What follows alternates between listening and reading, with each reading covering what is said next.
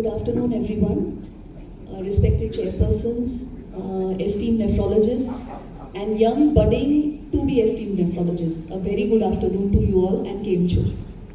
So you must be wondering what's a pathologist doing here and why am I even here in a nephrology conference?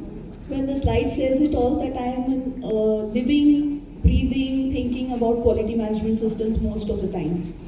Currently, I am implementing ISO 9001 for the Maharashtra Forest Department and soon to start Smart City Nagpur also. I'm also doing NABH accreditation for a radiology center and many such projects. So I have visited the country right from Kolkata to Chennai and done a lot of dialysis center accreditations, which is started in India new by the Quality and Accreditation Institute of India. These are ISQA accredited standards, and I will be giving a very brief overview of these to you today. So with this, I will be talking about what is an audit very briefly, how do audits benefit us as nephrologists and the unit itself, and a very brief sampling of the dialysis care pre, during and post dialysis. So what is an audit? Well, first of all, we have to implement a quality management system, and that is either an ISO 9001 system. Currently for hospitals, very recently has been launched the ISO 7101 for hospitals specifically, and also systems like the NABH accreditation, which we all know about. And then comes the process of actually checking whether the implementation of this quality management system has been done correctly or not, and if there is any scope for improvement. Here I would like to repeat these words, that the main focus is on improvement, continuous quality improvement, and not on nitpicking or finding faults. There is a principle which is followed in QMS, that is, say what you do and then do what you say. And this is precisely what we look for as auditors. If you have said that the turnaround time for our dialysis from the time the patient walks in to the time the patient leaves the unit is 6 hours, for example, then we will look at records which will prove that your turnaround time is 6 hours. Say what you do and then do what you say. But do audits really benefit us? And how are we accountable for them? So in the US, $48 billion has been spent on treatment of CKD patients in 1 year alone. China, a major economy, has $588 billion expected to be spent in the next decade on CKD and heart disease. And India is not far behind. 31% is the growth rate which is expected to be in the coming few years of patients on dialysis. So every rupee that we will be spending will have to be responsibly spent and accounted for. So what are the benefits that we are going to get? All these are global figures, but what happens to our unit? What happens is that we improve the patient safety, we improve the medico-legal safety of our units, and very important, increase the cost effectiveness of our unit. Often the criticism has been that there's too much paperwork, there's documentation, the staff is just writing things, and there's not enough time for clinical work. Well, let me tell you, even those small records and notes that they are producing, the staff are producing for you, are going to make you safe, medico-legally. And also, how do we increase the cost effectiveness? Let me tell you a few things here. First of all, when we do regular reviews of our systems, we end up saving a lot of time because problems are solved faster.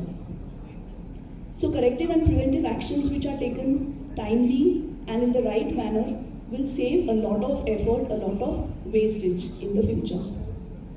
Secondly, when we keep reviewing our processes and systems for automation, for workflows and other things, we find that employee training and other aspects that we look at are actually going to help us in the long run. Let me give you an example. I recently published an article on quality as a competitive advantage in healthcare in the Quality Forum of India newsletter. And in that I have described the brown paper roll method in which you actually look at the workflows. And in our own laboratory we found that the turnaround time, which was more out of time for 25% of the patients, was reduced to only 5%. Also effective risk management, because you look at regulatory standards, you look at all the paperwork that's required, licenses and other things. So it saves a lot of time. In one place when I went for an audit, they had a pharmacy license and the answer given to me was that in that state, the pharmacy license is valid forever, which I challenged. And then I found that when they went online and actually spoke to the office, it was valid only for 5 years. So they would have missed the date if we hadn't pointed it out during the audit. Similarly, suppliers come to know that you are aware of what's written in their terms and conditions. A very small example here is the difference between an AMC and a CMC. So an AMC is just an annual maintenance contract. The engineer comes and goes at a frequent interval and nothing else is provided to you. Whereas a CMC is a complete package in which any breakdown is addressed and the parts are replaced free of cost. But the CMC is 3 times the cost of an AMC. And if you go carefully and read carefully, you will find that even a small insurance by Oriental Health Insurance Company for breakdown, which is 1/3 the cost, plus an AMC will give you the same effect as a CMC. So you'll end up saving money there. Today, like I said, we have the dialysis accreditation standards in India. And this has 10 chapters, 94 standards, and 397 criteria, all of which we check. It is the Quality and Accreditation Institute of India which has started this. And these are the chapters that we look at. Governance and leadership, HR in a big way, facility and risk management, information management systems, quality improvement all the time, patient assessment and care, medication management and safety, and dialysis care and safety, hygiene and infection control. So let's go on a small audit right now. For the next 10 seconds, I would like you to focus, close your eyes if you feel free, and just think about your units. What does it sound like? What does it smell like? What does it look like? Can you hear alarms beeping? Dialysis prescription is a topic by itself, I know, but I will briefly mention it here because dialysis prescription is something that has to be modified at every visit of the patient preferably, but at least once a month when the laboratory reports are done. Again, coming to the question, are the laboratory reports even done? Is there a mechanism in place for tracking these things? And that is what we look at. Monitoring of the patients. Very often you have online monitoring, KT/V, adequacy of dialysis.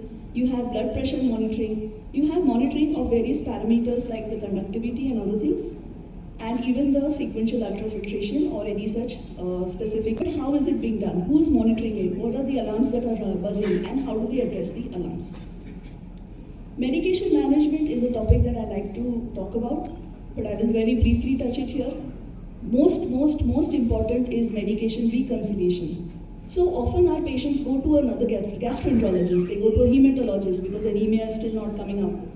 And they also sometimes go to a neurologist because they're having seizures maybe or some other problems.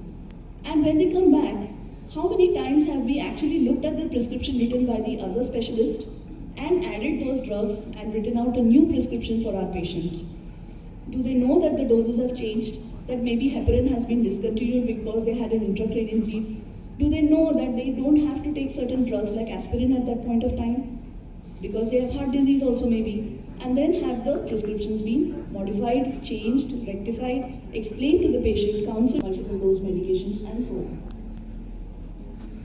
At one unit where I went, the heparin which was being used was 25,000 units per file.